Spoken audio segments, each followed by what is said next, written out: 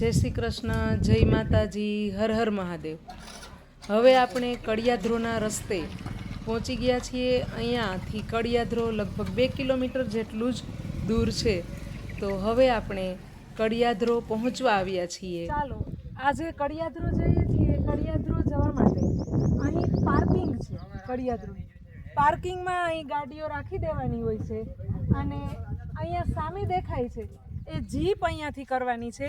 ત્યાંથી જીપવાળા 1000 રૂપિયામાં આપણને કડિયાધ્રોના 3 પોઈન્ટ બતાવે છે.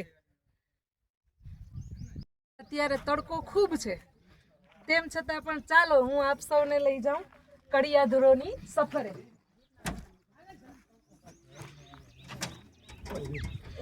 અહીંયાથી કડિયાધ્રો કેટલું દૂર થાય છે? 6 કિલોમીટર. 6 કિલોમીટર. અહીંયા કેટલા પ્રવાસીઓ આવે છે?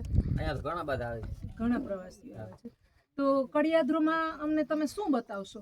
ઈ તો જોવા જેવું વાંચ છે. ત્યાં આવતો ત્યારે ખબર પડશે. બરાબર. કેટલા પોઈન્ટ છે ત્યાં? 3 પોઈન્ટ છે. 3 પોઈન્ટ છે. ખૂબ સરસ. તો ચાલો આજે અમને આ ભાઈ લઈ જાય છે કડિયાધ્રોની સફરે. ટાઈમ કેટલો લે? 1 કલાક. 1 કલાક. બરાબર. 1 કલાકમાં 3 પોઈન્ટ આપણે જોઈ લઈશું. 3 પોઈન્ટ. કેમ કે તડકો ખૂબ છે એટલે તમને એ માટે અમે પૂછીએ છીએ.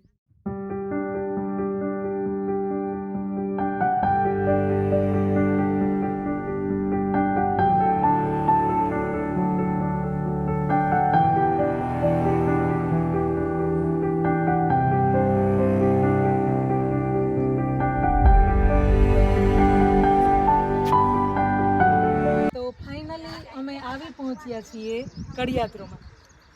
આ બધી જે તમે સંરચના જુઓ છો તે કુદરતી સંરચના છે જે વિશ્વની 52 પ્રસિદ્ધ જગ્યાઓ છે જે આ કંઈક કુદરતી રીતે તૈયાર થયેલી છે.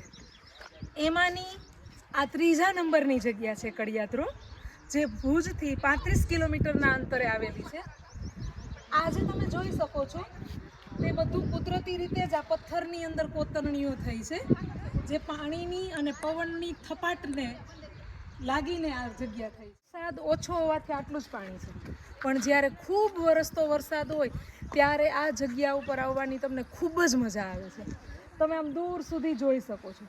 અહીં ઘણા બધા લોકો પ્રવાસીઓ છે એ કડિયાધ્રોની ખાસ કરીને ચોમાસાની અંદર મુલાકાત લે છે અને એ ચોમાસામાં આ જગ્યાનો આનંદ માણવા ઘણા બધા લોકો આવે છે અને ખૂબ મજા આવે છે. તમને અહીંયા એક પથ્થર બતાવો તમે, જે કડિયાધ્રોના જે કુદરતી રીતે જ બનેલા જે આ રચનાઓ છે બધું બતાવો આ વિડીયોની અંદર, જેથી કરીને પ્રવાસીઓને ખબર પડે, જે કોઈને અહીંયાનો પ્રવાસ કરવો હોય એમને ખબર પડે કે આટલી સરસ જગ્યા છે. છેક દૂર સુધી બતાવો જોઈએ કે વાં પણ ઘણા બધા પ્રવાસીઓ છે. જ્યારે વરસાદ હોય ત્યારે અહીંયા બધે જ ફૂલ પાણી હોય, અહીંયા સુધી ભરેલું હોય પાણી, અને એક રમણીય દ્રશ્ય તમને અહીંયા જોવા મળે. આવા તો કેટલીય કુદરતી સંરચના છે. હવે આ બાજુ બતાવો. ઘણા ફોટોના શોખીન લોકો છે એ અહીંયા ફોટોગ્રાફી માટે સ્પેશિયલ અહીંયાનું આયોજન કરે છે કે ચાલો આપણે કડિયાધ્રો જઈએ, ત્યાં ફોટોગ્રાફી, વિડીયોગ્રાફી બધું કરીએ. ફોટોગ્રાફી અને વિડીયોગ્રાફી કરવા કરતાં પણ જે આ જગ્યાની મજા છે ને એ કંઈક અલગ જ છે. ખૂબ તમને મજા આવશે. એક વખત તમે ચોક્કસથી કચ્છમાં આવેલા આ કડિયાધ્રોની મુલાકાત લેજો.